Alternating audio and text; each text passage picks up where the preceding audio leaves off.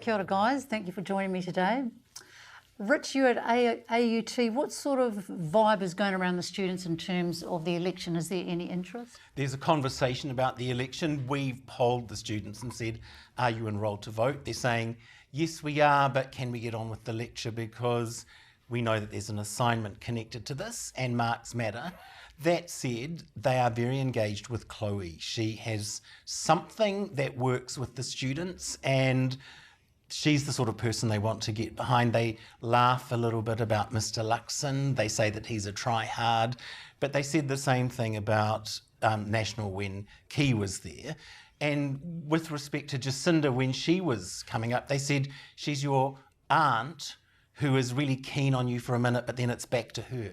That's interesting too. Matthew, how does covering or not covering candidates or particular parties, how does that serve us? We're pretty badly served because our media has become focused on gotchas and focused on the surface of what's being said, not what's really meant. So, Martyn, there's a lot of catastrophist language out there at the moment. What's that doing to us? Well, I think that we are in an age of subjective rage. We have stepped away from objective rationality. We're all about feelings. And so these words are feelings based and people get fired up about it. And it's a bait to try and catch the ignorant, to try and harvest that anger, to try and turn it into political muscle without actually debating the issues.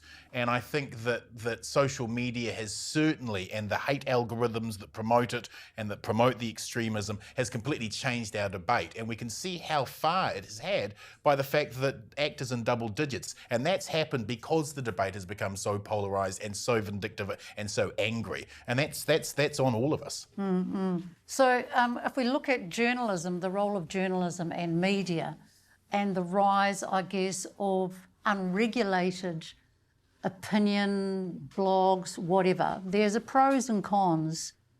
How are you seeing things as a former lecturer in journalism? So as a former journalist and a former lecturer, I am listening less and less. I'm consuming less media because I don't want the opinion. I don't want someone to tell me what to think. I want the facts. I want it unvarnished. If you're going to have a policy, tell me what the policy is, give me the numbers, and let me make up my mind. But what we're seeing now is a policy is announced, and before you know what it's about, we're being told what it isn't about, or it's being critiqued or smashed.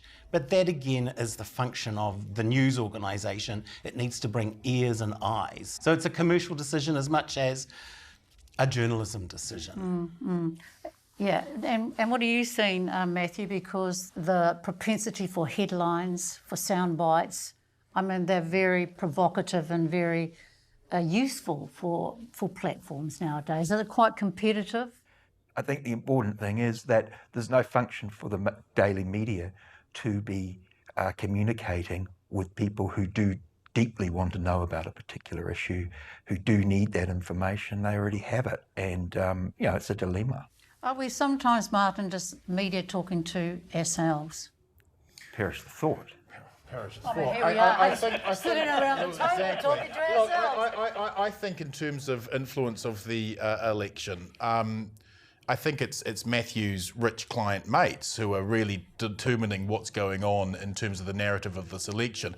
The very wealthy, the 1%, the billionaire class, since 2021 donated $12 million to ACT and to National. And if you look at how their influence over this election is, well, just look at the facts. 55% of New Zealanders are finding it difficult to get through financially. 200,000 kids still in poverty. Lowest home ownership in 70 years.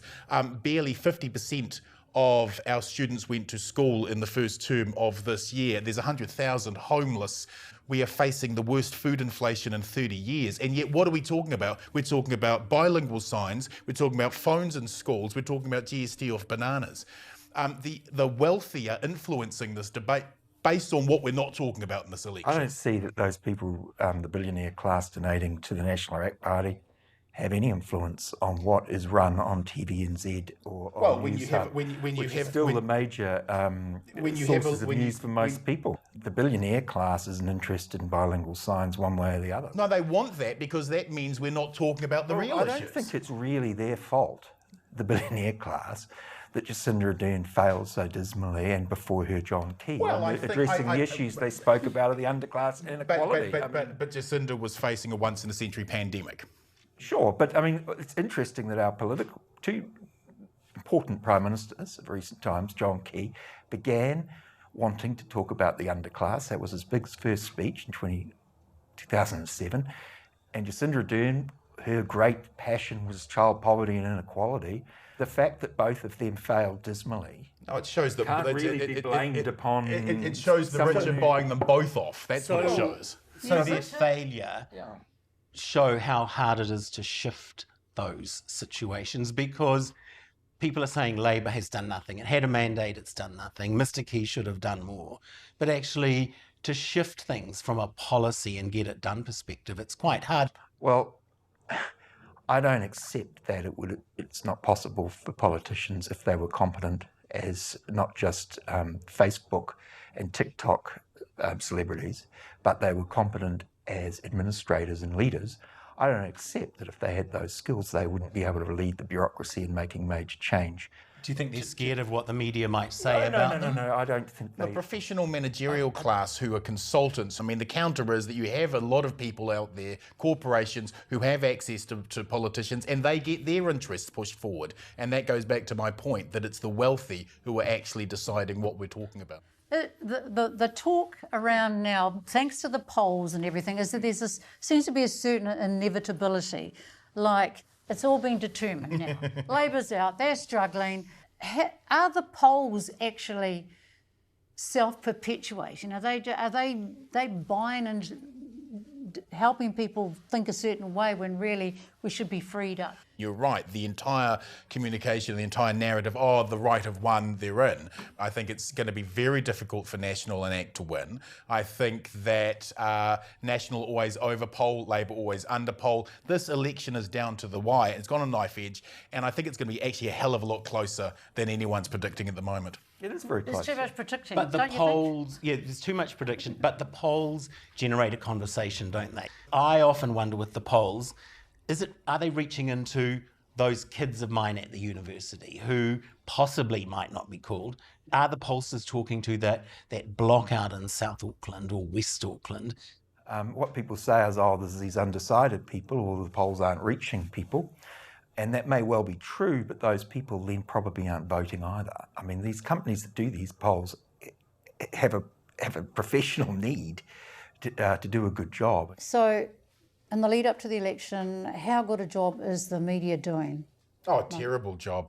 And I think that our media are doing a very poor job of holding the powerful to account and keeping us focused on what the real issues are. We are on petty nothings, and we are a lesser democracy for it. It's a bit depressing, isn't it there, Rich? What are you thinking? I think we're not served well enough. I want facts and really high-end analysis. I want it to be like, yes, I can trust these people, and I don't want rat-a-tat-tat. I am so sick of the opinionators. I'm sick of somebody like Heather Duplessis-Allen saying that the Prime Minister going to hospital with his daughter being unwell was doing that to get votes. I just don't want that kind of thing. She didn't. Yeah, she did. So I just want better, higher quality. I want Mercedes journalism. I don't want some old clapped out stuff. Matthew? Well, I actually think that the two TV networks, with the exception of those ridiculous 7 o'clock programs, but the TV news networks are probably doing a better job than they have for a few elections. I'm actually seeing more discussion of policy, more detail of it, and less just, isn't John Key or Jacinda Ardern cool? Thank you, Matthew. Thanks, Rich. Are we ending on a high note or not? No, It's like a C plus, B minus, isn't it? If we're lucky. You guys. But that's the opportunity, isn't it? Be better.